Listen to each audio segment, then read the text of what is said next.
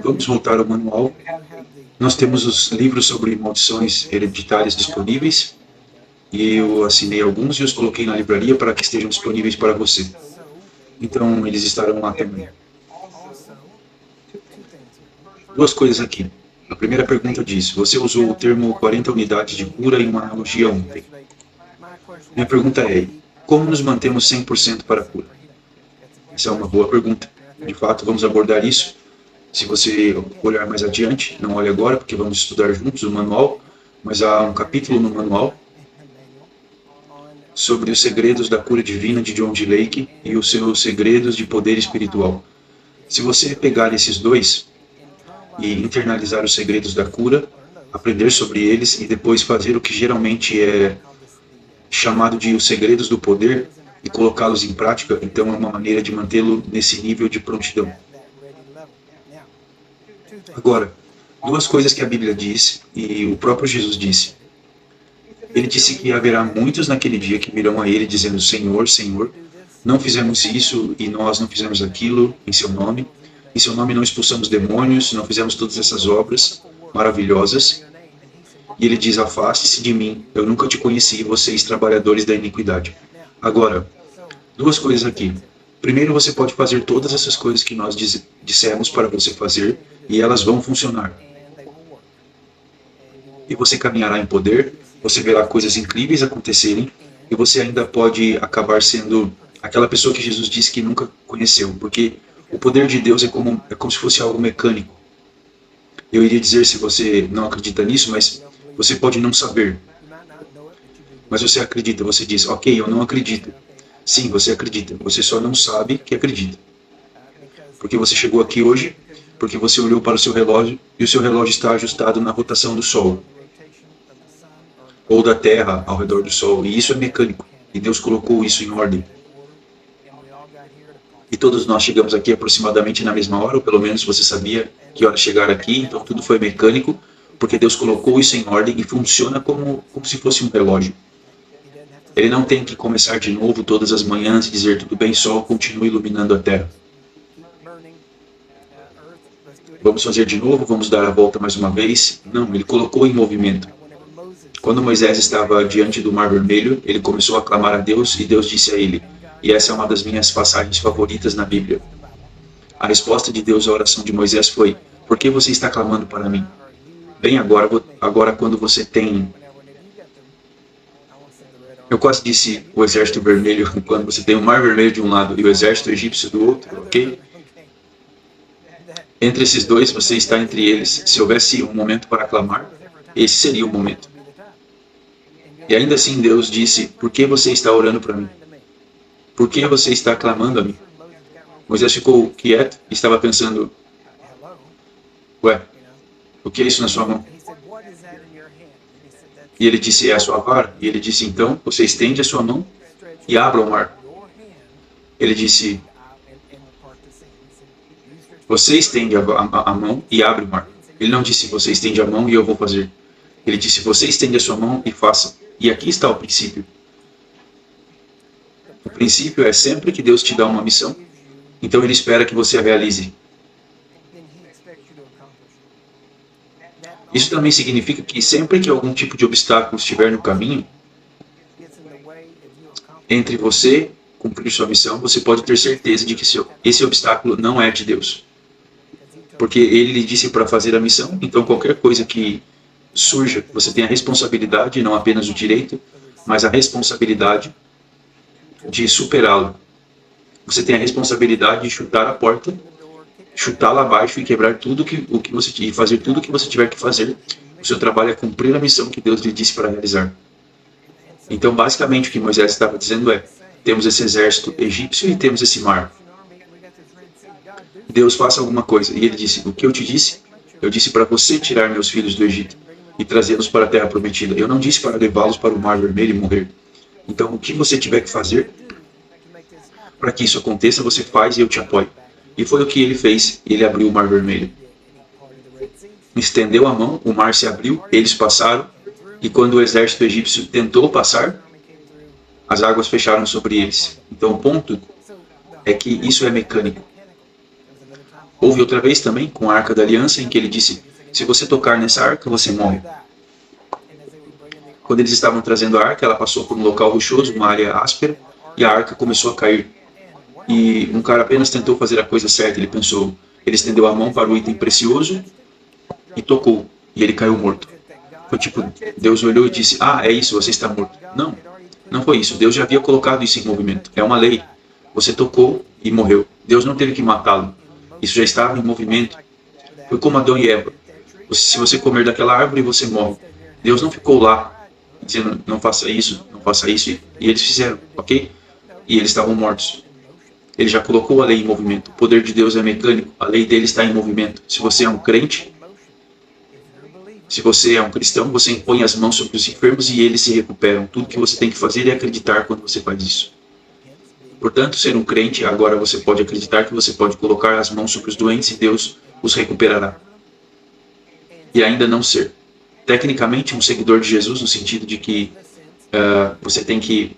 Bem, veja isso, faz sentido se você olhar para o que Jesus disse. Ele disse, afastem-se de mim, eu nunca os conheci, vocês, trabalhadores da iniquidade. Então eles eram ainda praticantes da iniquidade, mesmo curando os enfermos. Mesmo fazendo as coisas, eles ainda estavam vivendo em iniquidade. Ele disse, eu não os conheço.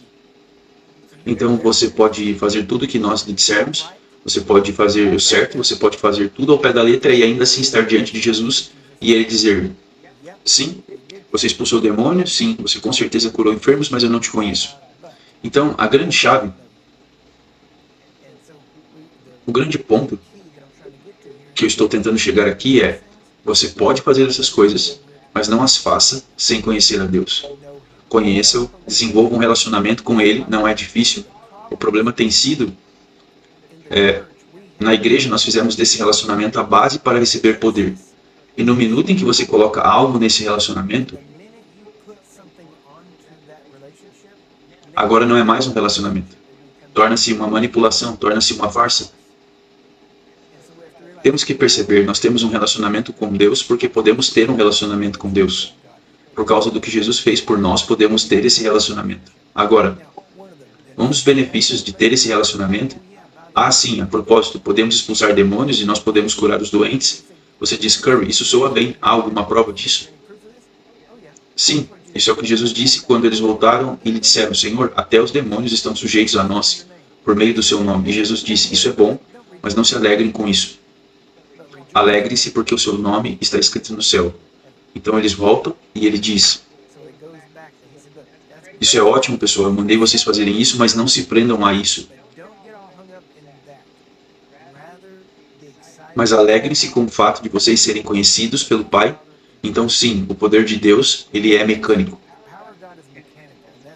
Isso é uma das coisas que temos que ser muito honestos. Que observamos nos últimos 15 anos, quando começamos esse movimento de ministrar nas ruas. Vimos pessoas, realmente vimos o cumprimento das escrituras que Jesus se referiu e falou. Vimos pessoas que todo o seu alvo estava em curar as pessoas para que pudessem aparecer em vídeos, para que elas pudessem colocar no YouTube, para que elas pudessem conseguir seguidores, para que elas pudessem ter dinheiro. E por causa disso, nós observamos as pessoas agora que tudo é sobre resultados. E elas nem mesmo tentam discipular as pessoas que elas estão curando, que é o propósito dos sinais desde o começo. Nós ignoramos isso e somos muitas vezes como pentecostais. Pessoas espirituais, carismáticas, estamos muito empolgados com o poder e é quase como se pulássemos um novo nascimento. Nasce de novo logo para que você possa se mover no poder. Não, não, não, não. É o novo nascimento que faz tudo valer a pena. Amém? Então haverá pessoas que farão isso para que você possa andar em poder apenas como mais uma prova, caso você tenha algum problema com isso. Paulo disse que mesmo tendo fé para mover montanhas, se não tiver amor, então não se beneficia em nada. Então você pode, muita gente diz, bem, a fé funciona pelo amor. Bem, não é isso que a Bíblia diz, porque se isso fosse verdade, Paulo não poderia ter dito, se eu tenho fé para mover montanhas e não tenho amor, ele deveria ter dito então, não vai funcionar de qualquer maneira. Mas ele não disse isso. Em Gálatas, onde diz que a fé funciona pelo amor, ela está basicamente dizendo que pelo que você é acreditado, pelo que você é recompensado, é sempre que você anda em fé. que é motivado a partir do amor. Agora, você pode andar em fé e não ser motivado pelo amor.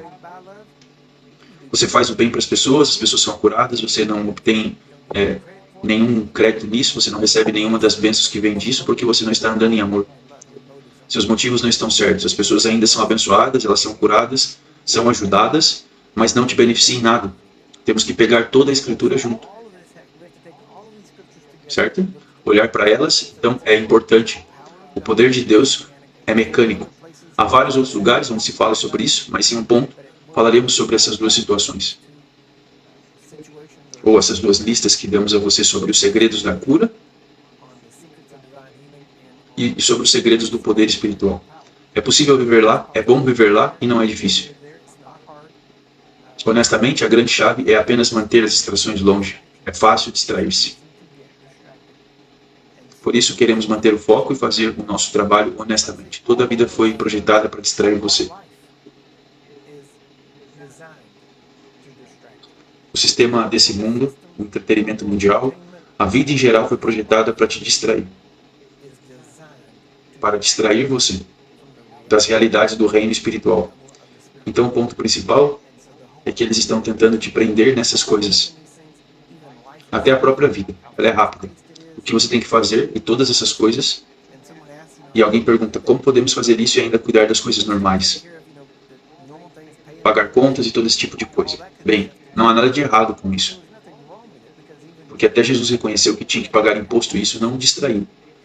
Então, você pode fazê-lo, é apenas uma questão de onde está o seu tesouro. Ok? Você sabe que é engraçado, é a mesma coisa que eu disse essa manhã. É na verdade um sistema fechado, que significa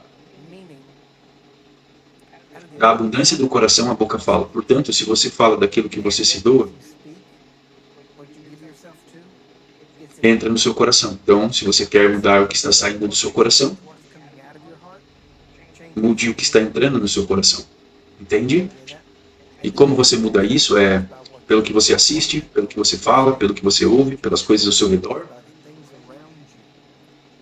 Se você quer mudar o que sai, mude o que entra. Ok? É simples assim. Assim se resume esse ponto. Agora, a segunda pergunta era, o que está acontecendo quando temos que lutar por 45 minutos ou 1 hora para ver resultados? Deixe-me colocar isso assim. Nossa primeira conferência pública que fizemos, eu acho que foi em 2000, 2001, algo assim. Contatamos uma equipe de louvor e estávamos em uma igreja em Tulsa. Conhecíamos as pessoas lá.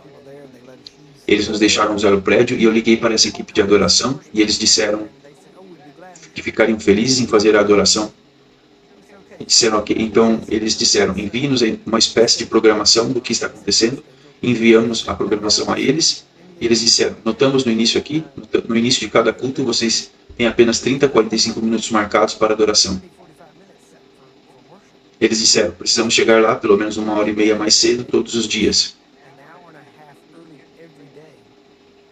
E começamos adorando antes de deixar as pessoas entrarem, e depois disso precisamos de pelo menos 1 hora a 1h30 de adoração. Quando eu li isso, eles me enviaram um e-mail. Então, basicamente, eles precisariam de 1h30 a 3 horas apenas para fazer o que eles fazem.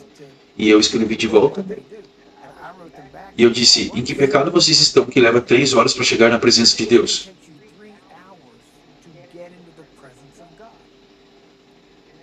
E eles disseram, bem, nós todos temos coisas, todos precisamos nos livrar de coisa. E eu respondi, cara, eu não tenho que me livrar de nada quando eu estou diante de Deus. Ok? Eu não estou dizendo que coisas não vêm, só estou dizendo que não é assim que funciona. Mesmo que eu estou oprimido, ou deprimido, ou sobrecarregado, quando eu entro na presença, como é bom. Eu posso esquecer todas essas coisas e vamos apenas, Deus, aqui está o Senhor. Eu quero romper. Você quer romper? É fácil. Jesus, pronto, rompemos, aí está. Não temos que fazer todas essas coisas. Quero dizer, pense nisso. Então, quando falamos coisas como o que está acontecendo quando temos que lutar por 45 minutos ou 1 hora, eu não estou relacionando você com isso, por favor, entenda. No sentido de que eu acho que você está em pecado ou algo assim. Estou apenas dizendo que fomos treinados para pensar dessa maneira. E muito honestamente, a maior parte desse tempo tem a ver com o quanto nossa mente está renovada pela verdade da Bíblia. Muitas pessoas concordam com a Bíblia, ok? E E.W. Kenyon chamou isso de ascensão mental. Você concorda com ela, mas você não acredita de fato. Concordar com ela é uma coisa, e a melhor ilustração que eu já ouvi, eu acho que eu ouvi isso de Kenneth Hagin. Eu não sei se foi ele quem disse isso primeiro, mas eu não acho que foi, mas ele disse: deixe-me dizer a diferença entre fé e consentimento mental. Ele disse que você tem esse cara e ele tem uma corda entre dois penhascos, ok? Ele tem um carrinho de mão e ele atravessa aquela corda bamba com aquele carrinho de mão. Ele atravessa e volta. Quantos de vocês acham que eu posso atravessar essa corda bamba de novo com esse carrinho de mão? Quantos de vocês acham que eu posso fazer isso? E todo mundo, sim, sim, você consegue, você consegue. Ele diz, ok, quem quer entrar no carrinho de mão? E um cara diz, bem, eu vou. Ele diz, aí está a diferença entre fé e a ascensão mental. O homem tinha fé, todos os outros apenas concordaram mentalmente que isso poderia acontecer. Então, como trazemos isso para a nossa vida? O que você faz mostra sua fé. Jesus viu a fé dos homens quando os viu, quando eles trouxeram seu amigo doente. Eles não conseguiram entrar na casa e eles começaram a tirar o telhado e ele viu a fé deles. Eles estavam fazendo o que quer que fosse necessário para obter o resultado que precisavam, certo? Isso é fé. A ascensão mental concorda que a Bíblia é verdade. Concorda com cada pedacinho dela, mas você age de acordo com ela? Não, mas eu concordo com ela. Veja, eu acredito que haverá pessoas, a mesma escritura que mencionamos anteriormente, que ficarão diante de Jesus e dirão, nós curamos enfermos, expulsamos demônios, falamos em línguas, nós fizemos todas essas coisas e eu acredito que haverá pessoas que Jesus olhará e dirá, você fez isso? Sim, nós fizemos isso.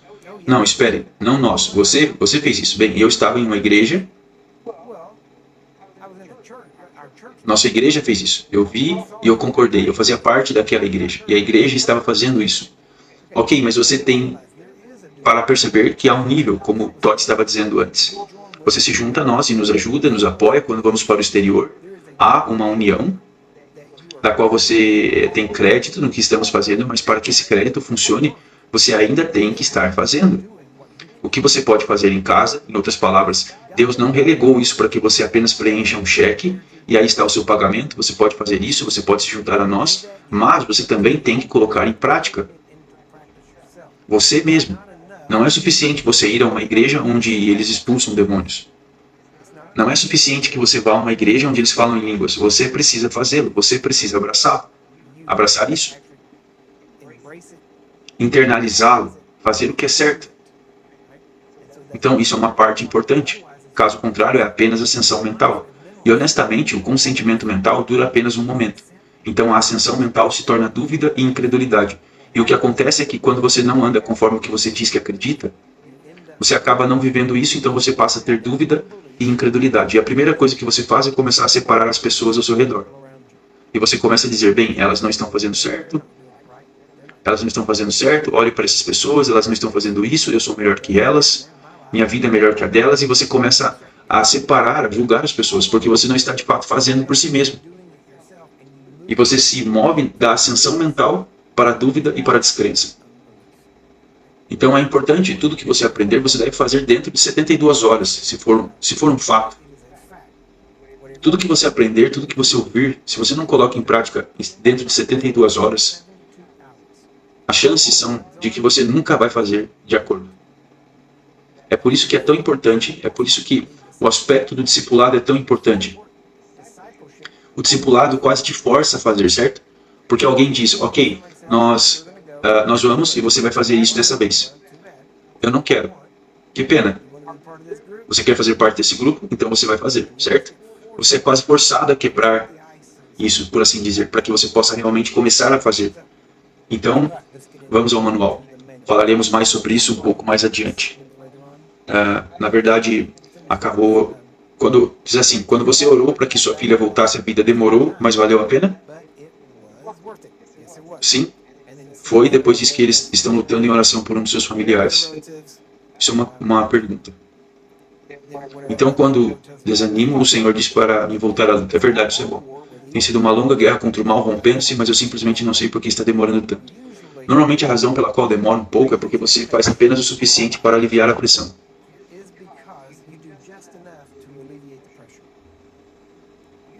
Geralmente, o problema é que a maioria das pessoas não se irritam com aquilo. E se você ler esses segredos da cura, verá que um dos primeiros, se não o primeiro, é se irritar. Você tem que decidir, já chega. Você coloca o pé no chão e explode. Você persegue aquela coisa. Você explode, você faz o que tem que fazer, mas você vai atrás até que essa coisa termine em termos bíblicos totalmente destruído. Você não apenas deixa recuar. Muitas pessoas, eu vi muitas pessoas, várias, que disseram que estavam permanecendo em fé, que estavam lutando e lutando contra a coisa e apenas aquilo aliviava. Então elas pensavam que acabou, então a coisa voltava e as matava. Então não é suficiente apenas aliviar a pressão, você tem que destruir a coisa. Você diz, como você sabe quando está destruído? Quando elas estão perfeitamente completas, curadas e normais. Certo? Então, há esse aspecto de você ficar irritado, dar um basta, como diríamos. Apenas cerre os dentes, mergulhe e exploda essa coisa. Quero dizer, você fica irritado. A melhor maneira de dizer é você fica bravo com aquilo. Você conhece a Bíblia, onde os cristãos chamam de justa indignação, ok? Basicamente, é isso. O que significa que você se irrita e fica bravo e vai atrás dessa coisa. Agora, geralmente, quando você faz isso, uma ou duas vezes, você não precisa fazer isso toda vez. Porque o inimigo, deixe-me dizer assim, sua reputação se espalhará entre o inimigo. Ele saberá se você está falando sério ou não. E então, muitas dessas coisas, o problema é que fazemos apenas o suficiente para aliviar. E então, isso que deveria ter sido uma vitória muito rápida, acaba se tornando um tipo de guerra longa, arrastada e passiva. E o inimigo sabe que, se ele apenas persistir, ele geralmente vencerá, porque as pessoas se cansam. E elas se desgastam, ou outra coisa as atacam e elas simplesmente desmoronam. Portanto, a ideia é que essa é uma das razões pelas quais é importante você ter alguém que seja um amigo próximo, parceiro. Alguém que você pode se juntar, especificamente para oração, para concordar em fazer essas coisas.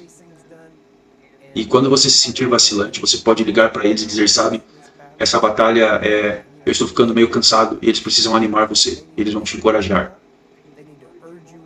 A Bíblia chama isso de exortação e eles precisam te empurrar, ok? A Bíblia fala sobre provocar um ao outro ao amor e às boas obras. Às vezes você precisa ser provocado, bem? Muitas vezes, na verdade. E tudo isso tem a ver, mas o inimigo sabe que se ele conseguir fazer isso demorar, então novamente você vai apenas aturar isso. E geralmente ele dirá, ok, esse é o limite deles. Então se eu puder mantê-lo até aqui, eu posso me divertir com eles. E eles não vão se irritar e não vão me perseguir. E o que você tem que fazer é aprender a diminuir sua tolerância a zero. Certo? Para que quando o inimigo vier, você tenha absoluta nenhuma tolerância. Porque o que você tolera vai dominá-lo. Então você precisa definir isso em você. Agora, vamos voltar ao manual, ok? Seção 9. Está falando sobre cura divina e a vontade de Deus. Existem vários deles aqui e obviamente eu não vou ler todos eles, porque você pode lê-los, então eles são autoexplicativos e eu não preciso lê-los. Mas eu quero que você entenda o princípio. O princípio aqui estamos falando sobre a vontade de Deus. João 10:10 diz, eu estou apenas usando essa escritura como exemplo. São exemplos. Uma vez que, veja isso, você deve ser capaz de pegar as escrituras e aplicá-las da mesma forma. Então, entenda o princípio, ok? Não tome isso como uma fórmula, mas entenda o princípio por detrás dele. João 10:10. O ladrão não vem senão para roubar, matar e destruir. Eu vim para que tenham vida e a tenham em abundância. Ok? Então, qual seria o princípio ali sobre a vontade de Deus? Bem, se Jesus viesse nos dar vida e mais abundantemente, então deve ser sua vontade que tenhamos vida, amém? E que a tenhamos mais abundantemente. E se ele vier em contradição com que a vontade do inimigo é roubar, matar e destruir, então da mesma forma a vontade de Deus tem que ser que não sejamos mortos, não sejamos destruídos e não sejamos roubados. Ok? Você consegue ver isso? Então esse é o princípio, é assim que você aplica isso. Então, tudo que você lê na Bíblia, sobre tudo que ela diz que nos dá, podemos saber que essa é a vontade de Deus. Sabemos que o contrário disso é o que o outro lado não é a vontade dele, certo? É simples. 1 João 3, verso 8. Aquele que comete pecado é do diabo, porque o diabo peca desde o princípio. Para esse propósito, o Filho de Deus se manifestou, para que pudesse destruir as obras do diabo. Então, a vontade de Deus é que as obras do diabo sejam destruídas. Certo? Você diz, ele cumpriu isso? Sim, cumpriu. Ele destruiu, ele tirou todo o poder, toda a autoridade. Agora, entenda. Ele tirou a autoridade do inimigo, mas o inimigo ainda tem habilidade. Isso significa que ele ainda pode fazer algo. Essa é uma das coisas que sempre me surpreende quando eu ouço os cristãos falarem. Porque eles vão dizer assim, eu sei que não é a vontade de Deus, mas eu dei autoridade ao diabo, porque eu acabei abrindo a porta aqui, eu devo ter feito algo para abrir a porta e deixá-lo entrar. Eu não sei o porquê. Eu não sei o porquê as pessoas pensam assim. Ele é chamado de ladrão, certo? Ladrão não abre e entram pelas portas abertas. Eles arrombam. O que faz um ladrão? Ladrão é o fato de não ter autoridade. Ok? No minuto que o ladrão tem autoridade, ele não é mais um ladrão. Se você entrar em um banco e diz, eu quero sacar dinheiro, eles vão dizer, qual é o número da sua conta? Ah, bem, eu não tenho conta aqui. Eu só quero pegar dinheiro. Você pode dizer, bem, você não tem essa autoridade. Eu sei que eu não tenho autoridade, é por isso que eu sou um ladrão, mas eu tenho uma arma. Vê? Eu tenho habilidade. Entende? Então eles têm habilidade, mas eles não têm autoridade. Isso é o que faz um ladrão. Ele tem habilidade, mas não tem autoridade. E por alguma razão os cristãos pensam que se o inimigo ataca,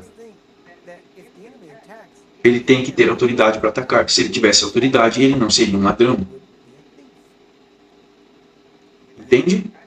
Agora, vamos apenas levar um passo adiante. Vamos olhar para o princípio aqui. Como eu disse anteriormente, estou dirigindo um Yukon e eu tenho as minhas chaves. As chaves dele. E muitas vezes eu a deixo por aí em algum lugar. E digamos que eu estivesse lá atrás, conversando com alguém, na cabine de som, e eu coloquei as minhas chaves por aí, então alguém entrou, passou, e eles disseram, olha, umas chaves. E eles pegaram as chaves e foram lá fora. Apertaram um alarme o suficiente até o meu carro finalmente responder, e então eles disseram, ei, vem aqui, por que você não leva esse carro para dar uma olhada? E eles entregassem para outra pessoa, então essa pessoa entra no carro, dirige, e quando fizermos uma pausa, eu vou lá para pegar algo no meu carro e ele não está mais lá. Adivinha o que eu vou fazer? Eu vou chamar a polícia e dizer, alguém roubou meu carro. Bem, você deu permissão a alguém para dirigi-lo? Não. E então eles vão encontrá-lo, e eles vão parar o carro, e então eles vão prender o cara. E o cara vai dizer, espere, meu amigo me disse que eu poderia dirigir esse carro, eu tenho a permissão. Você vai dizer, qual é o nome do seu amigo? Kurt Blake? Não. Bem, então seu amigo não tem autoridade para lhe dar essa permissão. Você está comigo até aqui? Então, o que estou dizendo é isso. Para lhe dar, apenas a pessoa que possui o carro pode dar permissão a outra pessoa para dirigir o carro. Certo? Ok? Agora a Bíblia diz, e aqui é quando as pessoas dizem, bem, foi isso que eu fiz? Eu dei permissão ao diabo, eu dei a ele autoridade para fazer isso? Ok, primeiro, vamos esclarecer, você é um cristão. Sim? Então você não tem autoridade para dar permissão, porque você não é seu. Você foi comprado por um preço, você foi comprado por Jesus e ele é o único que pode dar autoridade ao diabo e ele é aquele que tirou a autoridade do diabo. E nunca devolveu ao diabo. Você entende isso? Então o diabo, só porque ele ataca, só porque ele tem a capacidade, não quer dizer que ele tem autoridade para fazer. Isso é uma mentira. É uma vaca sagrada que a igreja construiu e é uma que fez com que as pessoas permanecessem cativas, para conseguirem continuar aturando situações, porque elas pensam, bem, então Deus deve ter permitido. Não, Deus disse, eu vou permitir o que você permitir. Jesus disse, eu estou te dando as chaves do reino. As chaves do reino. E tudo que você ligar na terra será ligado no céu. Tudo que desligar na terra será desligado no céu. Agora deixe-me perguntar-lhe, onde começa o ligar e desligar? Na terra, não no céu. Ele não disse, escutem, o que eu ligar no céu é isso que vão ligar na terra. Ele não disse isso, ele disse, o que quer que você ligar agora, essa palavra liga e desliga, porque soa muito King James, certo? E as pessoas não percebem que tudo que ele estava dizendo é, tudo que você ligar, tudo que você permitir, eu vou permitir. Tudo que você desligar, em outras palavras, tudo que você proibir, eu vou proibir. Então, basicamente, ele disse, eu coloquei você sobre tudo isso. Ele disse, os céus pertencem a Deus, mas a terra ele deu aos filhos dos homens. Esse é o nosso dever, essa é a nossa responsabilidade. Ele pôs Adão sobre a terra e disse, você aguarda, você domina a terra. Você enche, você cuida dela. E essa é exatamente a posição que Jesus nos colocou de volta. Nós devemos, a Bíblia nos diz em Romanos 8 que a terra, a criação geme, esperando a manifestação dos filhos de Deus. O que ela está esperando? Como ela está gemendo? São todas as coisas que acontecem. E cabe a nós crescer e aparecer, que é o que significa se manifestar. E quando crescemos e aparecemos, começamos a tomar nossa posição de autoridade. Então é quando começamos a nos posicionar, começamos a dizer, não, isso tem que parar, não, não vamos aturar isso, não, não vai acontecer isso. Então a terra começa a parar de gemer, porque os filhos de Deus estão tomando a autoridade. Chamar as coisas que não são como se fossem, e começar a colocar as coisas no lugar. Então toda essa ideia de, bem, se está acontecendo, Deus deve ter permitido. Não, não, não. Você permitiu. Quantas vezes as pessoas dizem coisas como, bem, Deus, por que você deixou isso acontecer? E eu garanto que Deus diz, por que você deixou isso acontecer? Eu disse que você tinha autoridade. Vamos discutir isso um pouco mais adiante, porque, como eu disse, tudo está aqui, está apenas vindo espontaneamente. Você pode dizer, vá comigo, eu vou mostrar para você em sua Bíblia primeiro, e nós veremos isso mais adiante no manual. Você acredita na Bíblia? Ok? Então, se eu lhe mostrar na Bíblia, você vai acreditar, certo? Ok. Você deveria saber que se eu disser algo assim, eu estou encurralando você. Amém? Agora, abre lá Mateus 28. Mateus 28.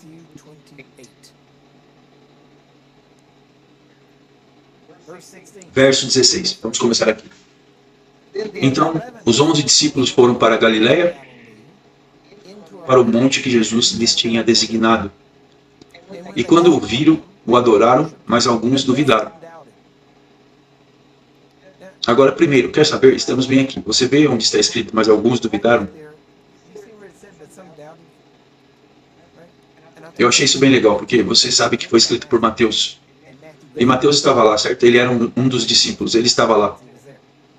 Então você vai para Marcos, mantenha o verso anterior, não perca Mateus 28, você não precisa abrir. Mas se você quiser, você pode ler por si mesmo. Mas em Marcos 16, é meio que a mesma situação, mas Marcos registrou um pouco diferente, porque ele disse aqui. Vamos no verso 12. Depois disso, ele apareceu de outra forma a dois deles, que caminhavam para o campo, e indo eles, anunciaram aos outros, mas nem ainda esses creram. Depois ele apareceu aos 11, estando eles assentados à mesa, e os repreendeu pela incredulidade e dureza de coração, por não haverem crido nos que tinham visto a ressurreição.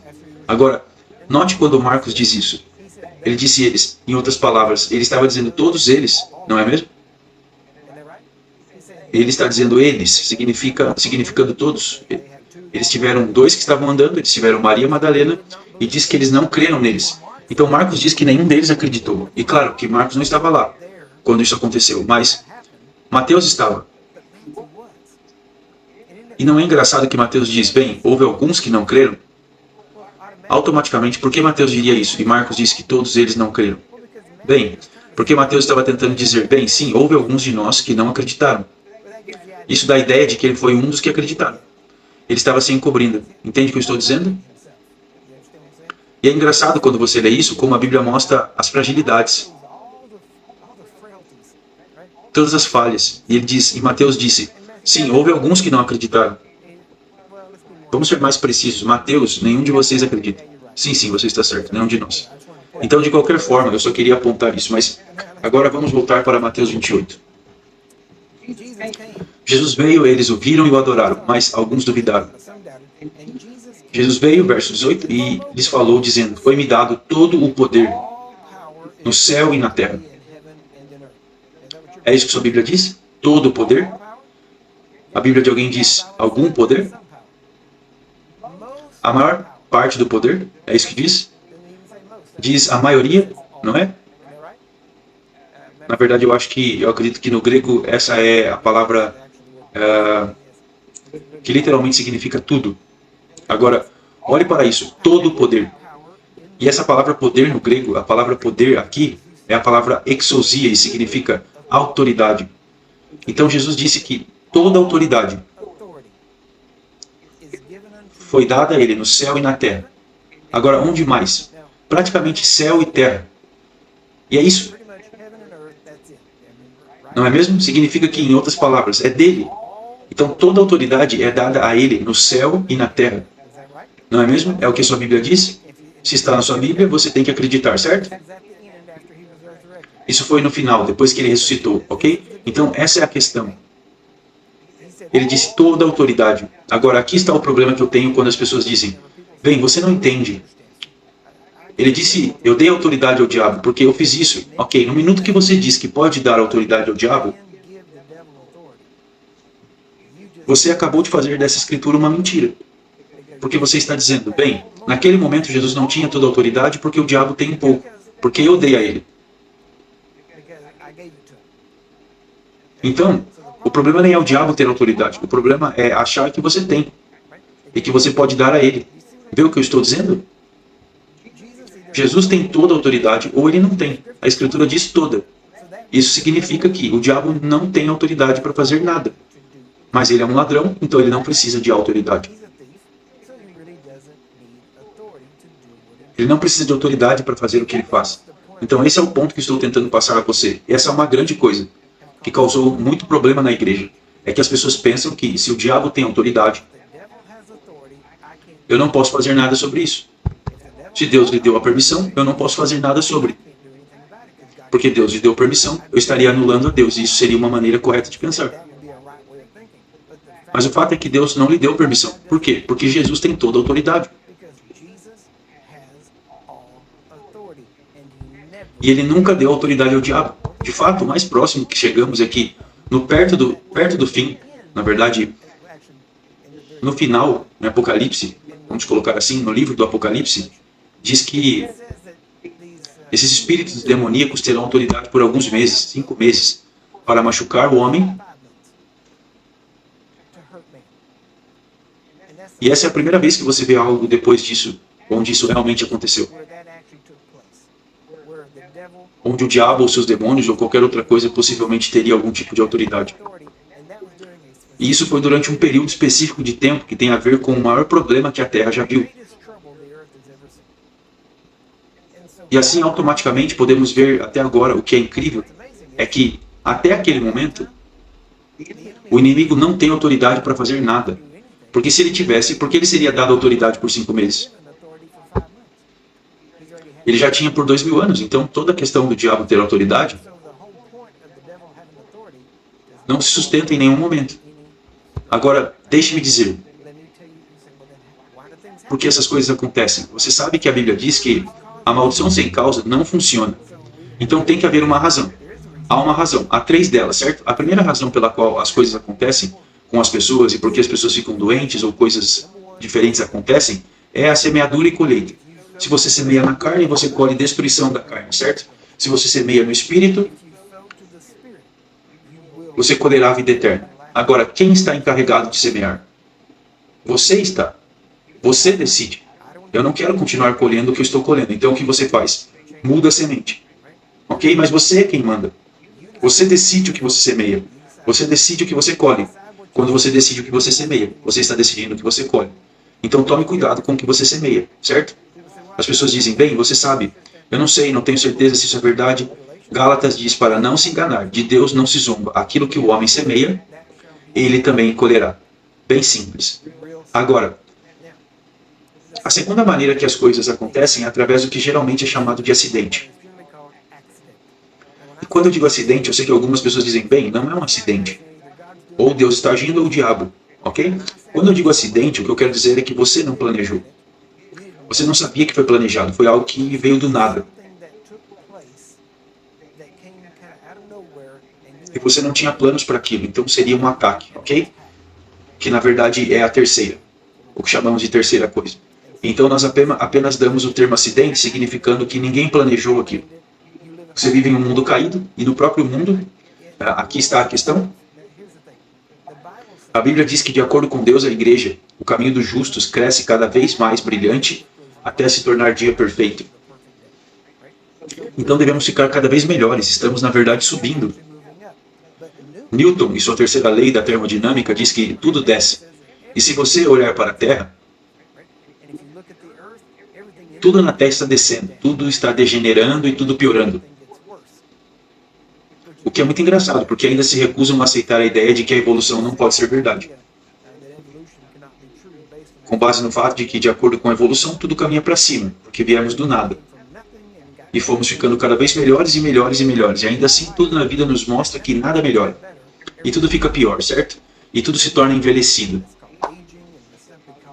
Por causa do mundo em que vivemos, que a própria Terra foi contaminada pelo pecado. Pelo princípio do pecado, que causa a morte, e toda a vida é um processo para a morte e é um processo de decadência. Você entende? No minuto em que você nasce de novo, as coisas começam a acontecer e você começa um envelhecimento que faz parte do processo de envelhecimento, que é parte da degeneração desde o início. Até mesmo suas próprias leis provam que a evolução não é verdade. Mas uma das razões pelas quais a evolução é mantida tão forte é porque os cristãos tendem e continuam incentivando. Você diz, como eles continuam incentivando a evolução? É fácil. A maioria dos cristãos, a Bíblia diz que quando você nasceu de novo, você foi recriado. E quando você nasceu de novo completo nele. Isso significa que no momento em que você nasceu de novo, você foi instantaneamente uma nova criação. Certo? Mas, por alguma razão, os cristãos não querem acreditar nessa nova criação. Eles querem acreditar na evolução. Porque eles provam isso. Porque eles pensam que se eles continuarem vindo à igreja por tempo suficiente, eles eventualmente vão evoluir para o cristão que Deus quer que eles sejam. Então, na realidade, a maioria dos cristãos pratica a evolução, pelo menos no seu processo de pensar. Você não está evoluindo para o cristão que Deus quer que você seja. Ele recriou você no espírito para fazer de você a pessoa que Ele quer que você seja. Agora, tudo que você está tentando fazer é se ajustar na mente. Entende isso? Não é uma evolução. Você nunca vai se tornar a pessoa que Deus quer que você seja. Você nasceu a pessoa que Deus quer que você seja. Agora, você precisa renovar a mente para alinhar com quem você realmente é. Porque a maior parte de como você pensa não é quem você é, ok? Agora, o verdadeiro você está dentro. Você real é esse espírito em você. Não todas as outras coisas, certo? Esse corpo não é você, ok? Parece com você, mas é porque está envolvido em seu espírito. Mas o verdadeiro você está no espírito. Certo? A sua alma lhe dá a sua personalidade, dá a você o seu temperamento e todas essas coisas. E é isso que muda com base em você. Então, o ponto principal disso é que nascemos de novo completos. E como dissemos, o que essa palavra completo significa, diz que você está completo nele, quando você nasceu de novo. Eu sou avô 7 vezes agora, eu tenho o meu neto mais novo, tem pouco mais de 2 anos, e o meu mais velho vai fazer 14 no mês que vem. Acho que está certo.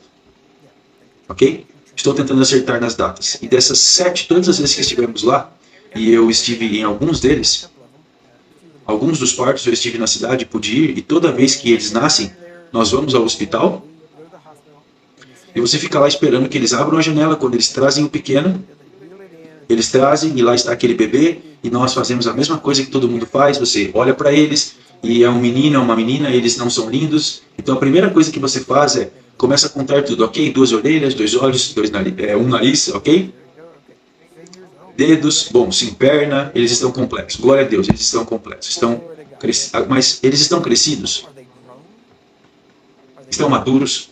Não. Mas quando amadurecem, se nascem com 2 braços, eles não vão ter 3 quando crescerem. Certo? O que significa crescer? Tecnicamente, crescer e amadurecer significa aprender a usar aquilo com o qual você já nasceu. Não é mesmo? Eles começam a aprender a andar, não aprendem a andar com uma perna. Eles vão aprender a andar com o que eles nasceram, com 2 pernas, e começam a andar. Então eles aprendem a usar as 2 mãos, e já percebeu que assim que descobrem as mãos, eles ficam olhando para elas constantemente, ficam pensando qual é o gosto delas. E esse é o progresso. Então, eles continuam a partir daí. Mas crescer, amadurecer, significa simplesmente aprender a usar aquilo com o qual você nasceu. Cristãos, quando as pessoas nascem de novo, você nasce de novo completo. Maturidade espiritual é simplesmente você aprender a usar aquilo com o qual você nasceu. É simples. Não estamos esperando a próxima coisa acontecer. Estamos tentando aprender a usar o que Ele nos deu quando nascemos de novo. Fomos recriados à sua semelhança e à sua imagem. Eu até diria em seu poder, porque pela fé temos acesso ao seu poder, certo? Então, vamos ver o que ele disse. Eu quero voltar para Mateus 28, verso 18. Todo poder, toda autoridade me é dada no céu e na terra. Agora preste atenção nisso. Portanto, vão. E note aqui, ele não disse, porque eu tenho todo o poder, estou dando a vocês. Ele não disse isso. Ele disse, todo poder, toda autoridade me é dada no céu e na terra. Portanto, vão. Em outras palavras, vocês irão porque eu tenho toda a autoridade. Vocês vão em meu nome. E vocês farão essas obras poderosas e maravilhosas em meu nome. Porque eu tenho todo o poder e as pessoas dizem, bem, se somos fiéis, então ele nos dará poder. A Bíblia não diz isso. A Bíblia diz que se você for fiel, ele vai aumentar o que você tem sido fiel, certo? Ele nunca diz que ele vai te dar mais poder. Na verdade, a Bíblia é bem clara em Atos capítulo 1, verso 8. Mas recebereis poder, habilidade, dunamis, habilidade milagrosa, depois que o Espírito Santo vier sobre vós. E ela não dá nenhuma indicação de que esse poder deve crescer, ou que você recebeu uma quantidade de poder e continua a crescer. A razão de que isso não pode ser verdade é porque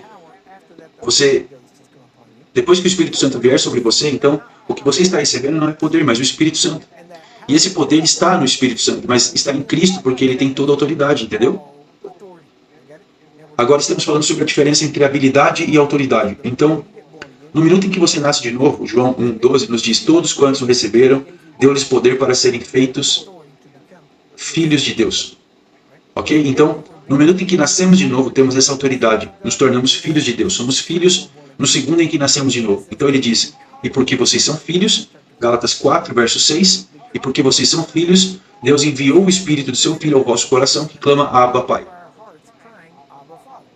Então, porque somos filhos, ele envia o seu Espírito, o Espírito do seu Filho, o mesmo Espírito para nós,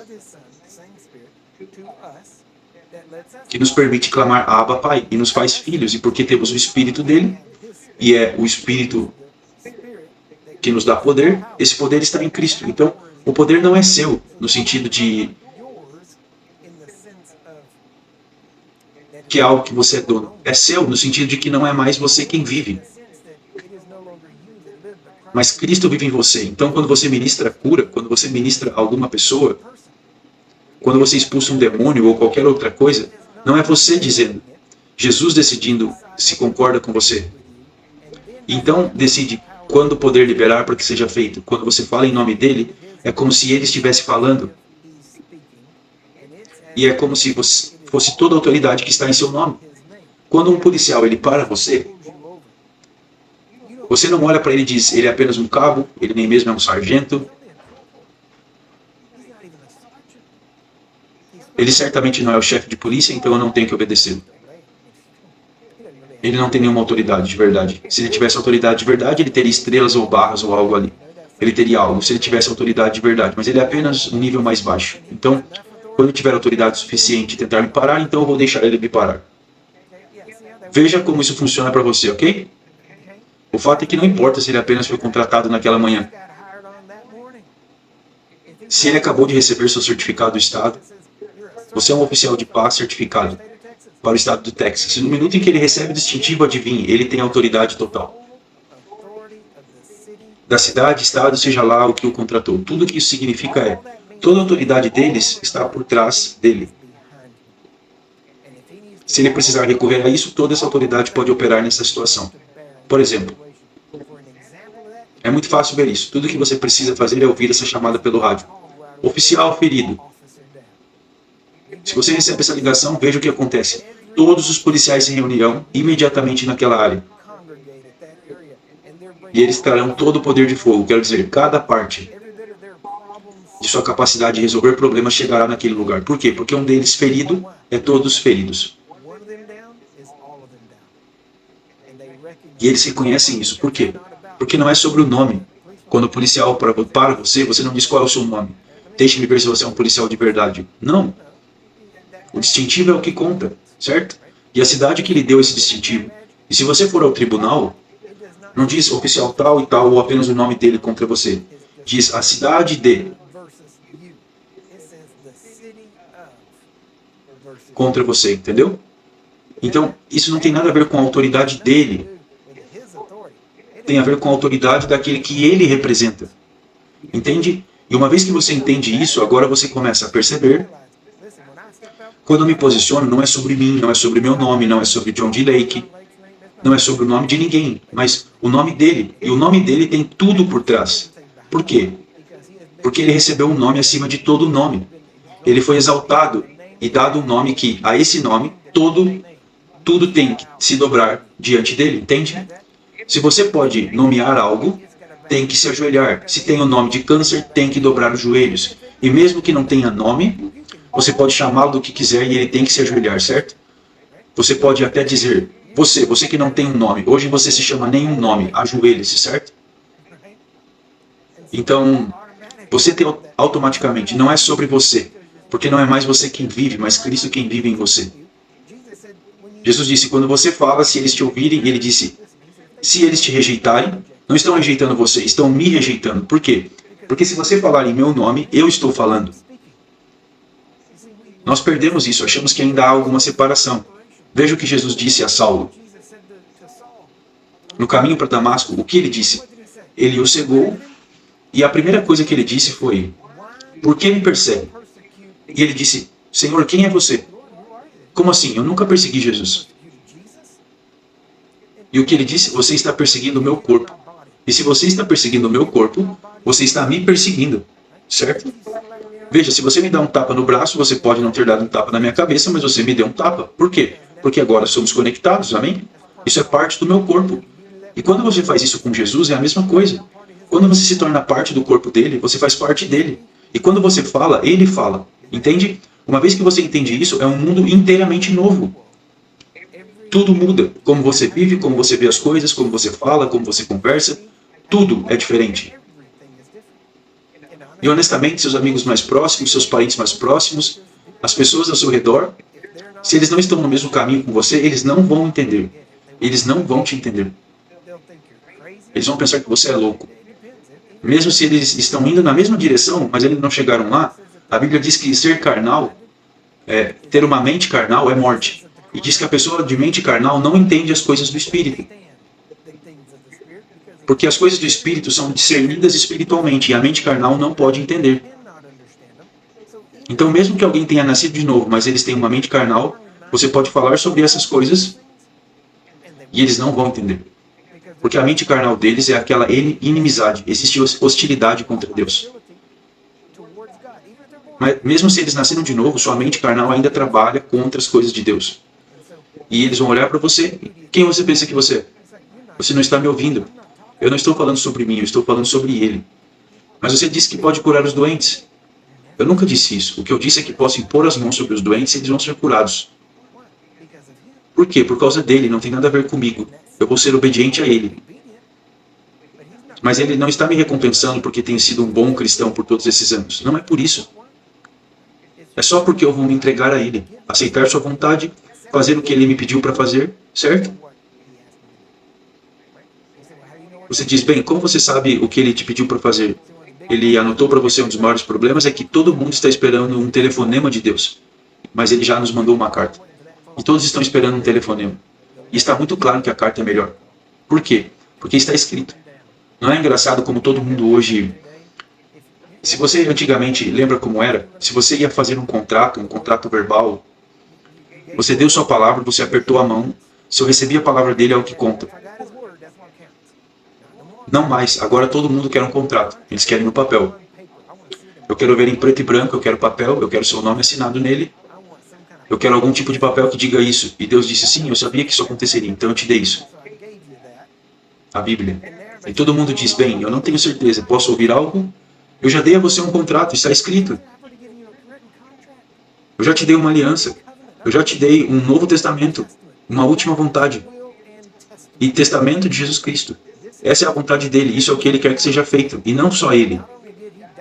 Ele não morreu para providenciar, ele voltou para ter certeza de que seria realizado corretamente. Isso é muito bom. Amém?